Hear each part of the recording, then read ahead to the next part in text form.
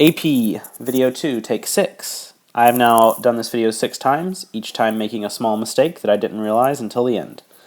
Hope number 6 is my lucky number. Blocks 1 and 2 of masses m1 and m2 respectively are connected by a light string as shown above. The phrase light string means we're ignoring the mass of the string. All the problems we've done, we haven't ever considered the mass of the string, so they were all light strings. These blocks are further connected to a block of mass m by another light string that passes over a pulley of negligible mass and friction. So we're not worried about the mass or friction of the pulley. We haven't worried about the mass or friction of the pulley in any of the problems we've done in class. Blocks 1 and 2 move with constant velocity down the inclined plane, which makes an angle theta with the horizontal. The kinetic frictional force of block 1, whoops, didn't mean to move that. Kinetic frictional force of block 1 is F, so we've already know its force, and then on block 2 is 2F. On the figure below, draw and label the forces on block M1. Alright, so let's draw forces on M1. We have weight, we have a normal force, we have a tension from the string, and it tells us there's a frictional force that they've already called F, and we get to use F like it's a number, so we get to treat it like we know it. Part B. Determine the coefficient of kinetic friction between the inclined plane and block 1. And then notice here there's a note for all the following parts. Express your answers to each of the following in terms of M1, M2, G, theta, and F. So these are the only variables that I can have in my final answer. Okay, so this block is moving with constant velocity.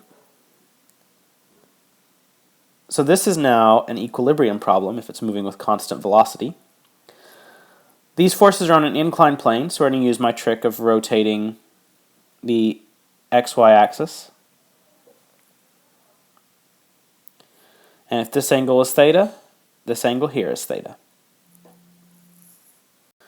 So now we'll do up forces equal right forces and left equal right. F up equals F down, F left equals F right. And since we've rotated our coordinate plane, F up is basically positive y, F down is negative y, left is positive x, and let's make right negative x, just for convenience. So we'll say this way is positive x, which is different from usual. You usually make to the right positive x. Alright, let's list all those forces. My positive y forces are the normal force, Fn. My down force is the part of gravity that's on the y-axis. And since that angle touches the y-axis, that would be adjacent to the angle. So Fg cos theta. My left force would be the part of Fg that goes to the left. That would be Fg sine theta. My right force would just be F, which we already know. So we know F, we're given that. The problem up here says I can only have my answers in terms of M1, M2, G, theta, and F. So Edgar, we do have to change the FG's here to MG. So Fn equals. We're looking at block 1 right now. So these are all FG1s. So that's mass of block 1 times gravity, cos theta. And mass of block 1 times gravity, sine theta, is F. Oh, and look, I made a mistake here. Not going to redo the video. There is another right force, and that's the tension. So the tension is also to the right, plus tension. Sorry about that. If you look up at the diagram, there are two right forces, F and T. Alright, so this says determine the coefficient of kinetic friction.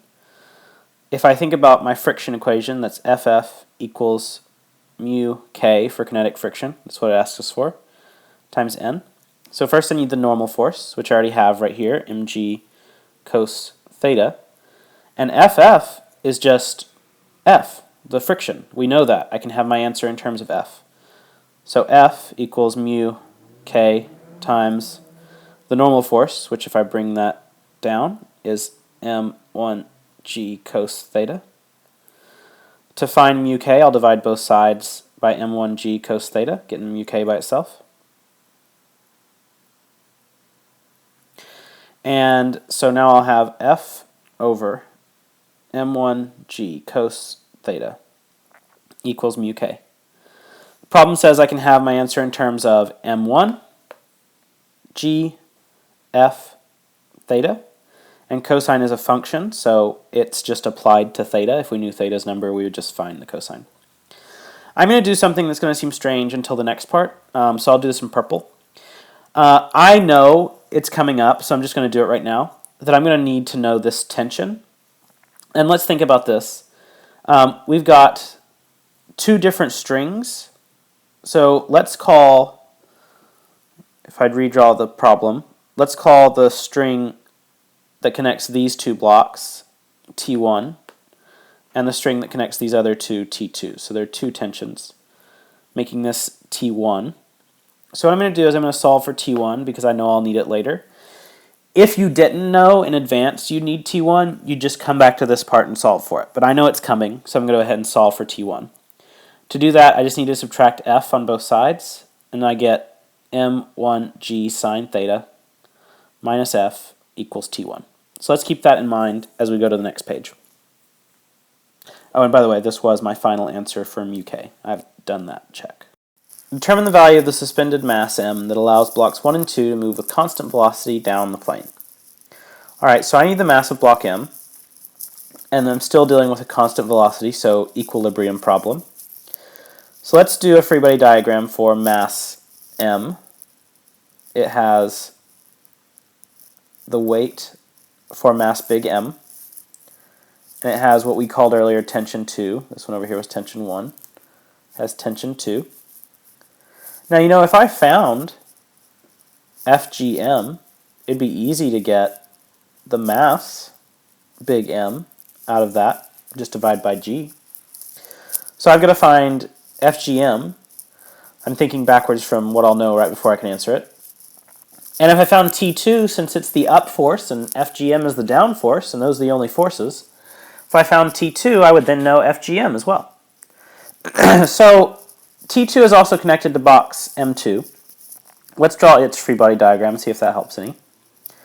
That will have on it Fg for box 2. It has tension 2. The problem also told me that there's a friction force that direction, and it called it 2 little f.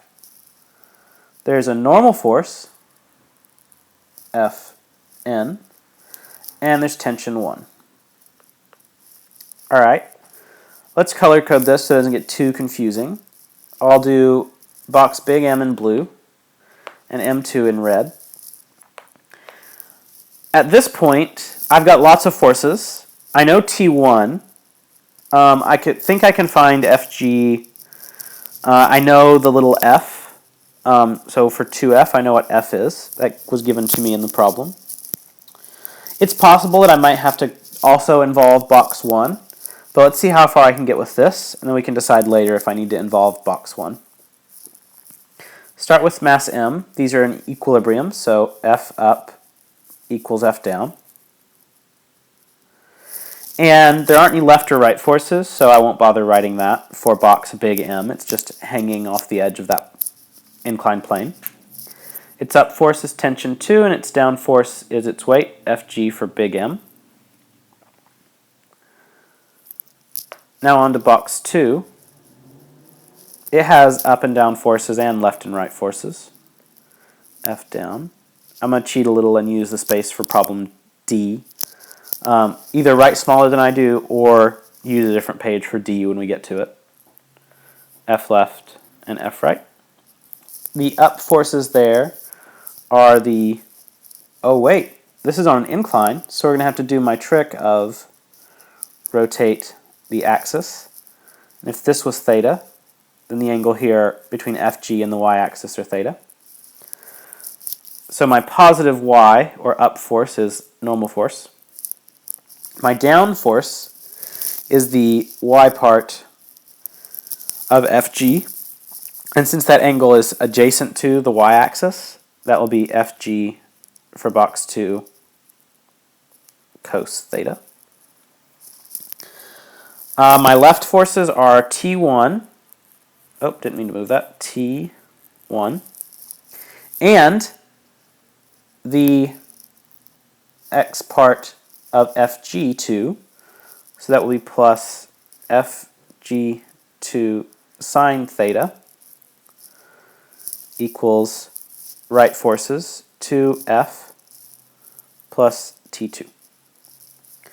Now we decided that if I had found T2, I would have also found FG.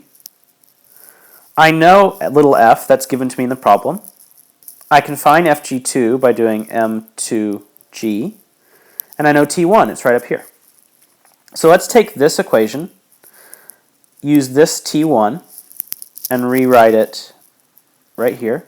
So I'm going to take T1 that I got from the last part and sub it in for the T1 that's right here in the red equation. Okay, so T1 is M1G cos theta minus F.